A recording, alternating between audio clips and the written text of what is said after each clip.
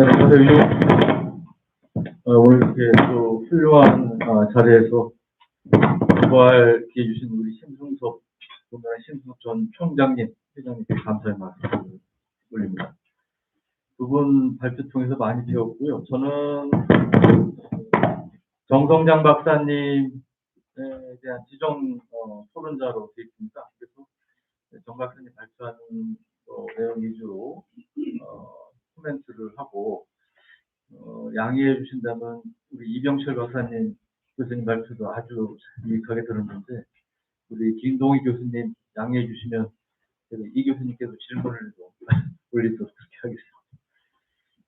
그 북한 전술핵과 북한 핵미사일 위협에 대해서는 우리 정 박사님께서 너무나 잘 정리를 해주셨고 저도 다 동의하는 바기 때문에 따로 말씀은 올리지 않겠습니다. 저는 워싱턴 선언으로 대표되는 현 정부의 확장 억제 강화책과 우리 핵무장 잠재력 확보 방안을 중심으로 좀 말씀을 올리고자 합니다. 아시다시피 작년에 이제 워싱턴 선언이 있었고 그 내용의 핵심은 확장 억제 강화인데 한계도 있습니다. 분명 한계도 많이 있지만 상징적인 의미가 적지 않았다고 생각합니다. 예를 들면 여기 우리 총장님 해군 출신들 많이 와 계신데 그 42년 만에 미국의 전략 핵잠수함이 우리나라의 항구에 기항을 했습니다. 잠수함은 잘 아시다시피 은닉성, 비닉성을 생명으로 하는데 이게 버젓이 항구에 딱 하고 등장하는 게 사실은 군사적으로 보면 맞지 않죠. 원래 조용히 몰래 숨어 다녀야 되는데 그것도 북한과 가까운 코앞의 부산 상해 딱 하니 이제 나타나고 그런 것들이 사실은 상식이 맞지 않은 부분인데 처음에 그 합의문 발표를 보고 제가 좀 뭐가 잘못된 거 아닌가 사실은 확인했습니다. 기항이라고 표현이 돼서 이게 맞나 싶어서 그때 이제 그 대통령실 기자들은 이제 용화대라고 합니다. 용산 청와대에 있는 용화대 고위관계자께 이제 여쭤봤더니 맞다는 거예요. 근데 그 뒤에 직후에 이제 제가 잘 아는 여러분도 잘 아실 만한 해군 출신 유명한 잠수함 전문가께서 저한테 전화를 주셨어요. 내가 알기로 지난 몇십 년간 이런 사례가 없었고 자기가 아는 해군 관계자한테 물어봐도 금시초문이다. 맞냐? 이제 물어봤다는 거예요. 그래서 그 정도로 사실은 놀라운 내용이었는데 나타났습니다. 4월에 발표된 다음에 8월쯤에 나타나고 기억이 되는데 그래서 그 배경은 미국이 그런 것 같습니다. 우리가 이제 확장 억제 미국이 자꾸 뭘 해준다고 그러는데 우리는 자꾸 못 믿겠다. 그리고 핵무장 잠재력 얘기하니까 그래 우리가 이렇게 해도 너네 못 믿을래? 하고 상징적으로 이제 보여준 거 아닌가 싶고요. 약간 농담하고 얘기했는데 아무도 안 웃으시고. 하여튼 뭐 그런 면에서 제가 이 국방부를 30여 년간 담당하고 있는데 제가 담당하는 동안에 단실 내 미국 전략 자산이 작년에 가장 많이 왔던 것 같습니다. 특정 뭐 SSBN에 SSM도 있었고 SSGN도 있었고 항모전단도 있었고 전략폭격기 뭐 스텔스기 뭐 정말 피로감을 느낄 정도로 많이 왔습니다. 그런 면에서 이제 미국이 확장억제 강화에 대한 이런 성의는 과거에 비해서 상당히 보여주고 있다고 생각이 됩니다.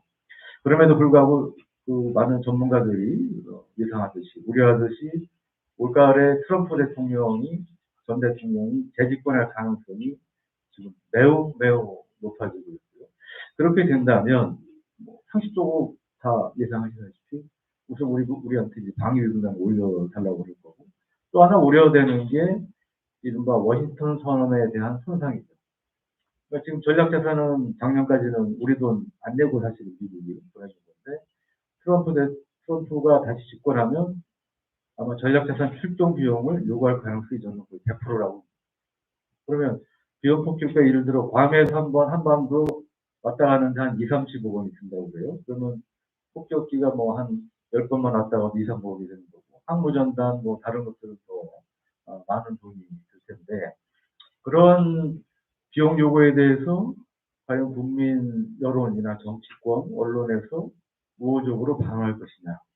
저는 그 가능성은 상당히 낮다고 봅니다. 그렇게 본다면 한미 간의 갈등이 생길 수 있고 확장 억제 강화책 워싱턴 선언은 손상을 입을 가능성이 매우 높아진다. 그럼 결국 우리가 택할 경로는 결국 우리 능력을 갖추는 것밖에 없지 않겠습니까? 뭐 말씀하셨듯이 핵무장에 대해서는 뭐 세미나나 강연 때마다 얘기하지만 기분 악성화는 좋다. 하지만 현실적으로는 불가능하다. 저는 판단하기 때문에 이제 잠재력을 가져야 된다고 이제 생각을 하고요.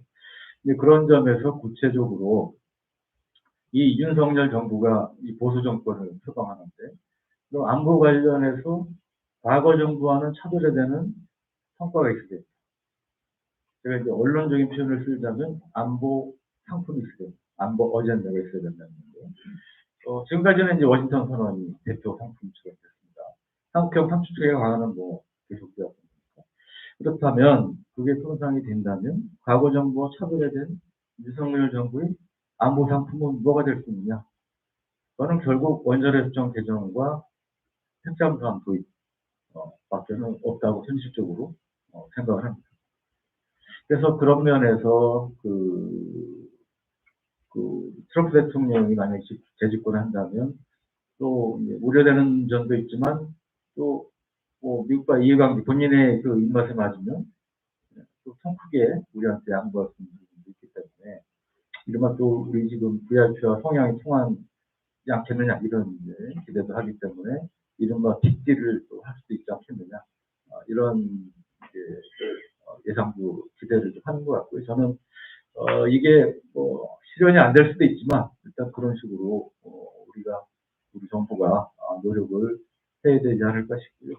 그와 관련해서 아까 이정수 교수님도 말씀하셨지만 우리가 뭐 목소리만 높인다고 미국이 절대 허용해주지 않습니다. 원자력협정 예를 들어 우리가 핵잠수함을 갖기 위해서 원자력협정을 개정해달라고 요구하면 저는 미국은 예나 지금이나 아니면 예나 지금과 마찬가지로 앞으로도 절대 그거를 저는 오케이 하지 않을 것이다. 그 가능성이 매우 매우 낮다고 보고요. 그러니까 좀 전략적인 지혜로운 접근이 필요하지 않느냐. 예를 들어 군사안보 차원뿐 아니고 경제산업적인 측면, 원자력 산업이라든지 그다음에 더 큰 미국의 어떤 아태지역 안보 전략과 결합시킨 접근. 예를 들면 이런 게 될 수 있겠죠. 미국의 이제 호주에 대해서 미국이 아주 이례적으로 버지니아급 핵잠수함을 제공해 주겠다고 오케이를 했는데 제가 알기로는 미국 조선업이 굉장히 지금 힘이 딸립니다. 그래서 버지니아급 핵잠수함을 제가 알고 1년에 건조할 수 있는 게 한두 척밖에 안 돼요. 근데 중국은 벌써 이제 미국은 중국과의 함정 숫자에서 지쳐졌기 때문에 중국 쫓아가기도 바쁩니다. 소위 자기 발등에 떨어진 불을 끄기도 바쁜데 언제 호주의 핵잠수함을 빨리 만들어줄 수 있겠습니까? 현실적으로 불가능합니다.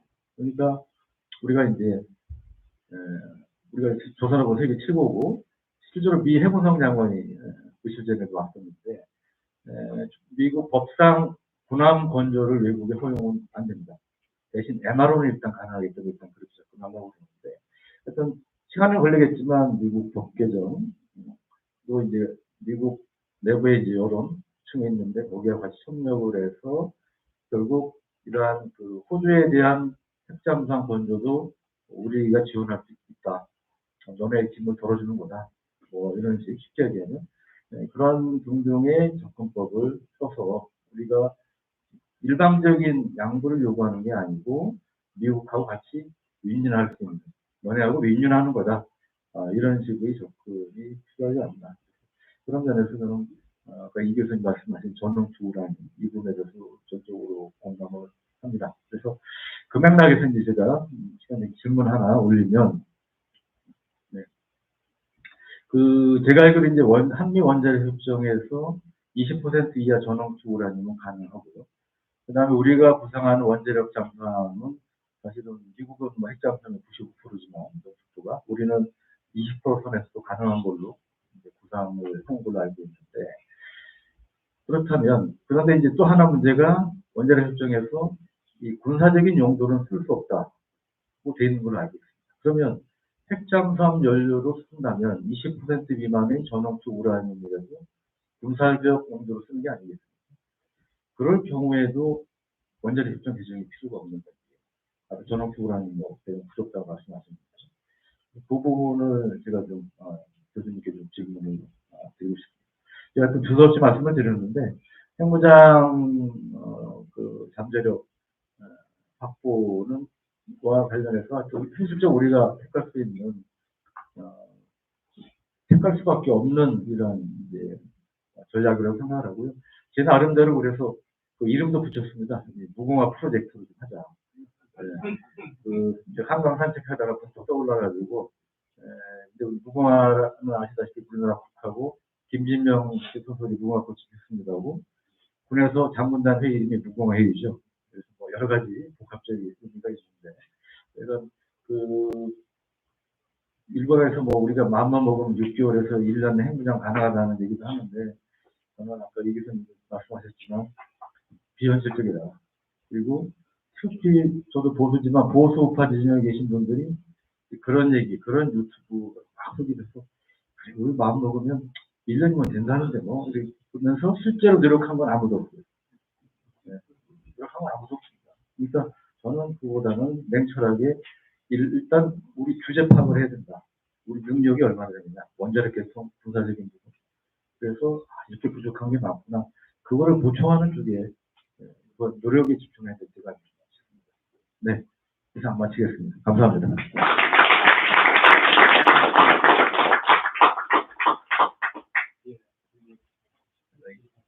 이병철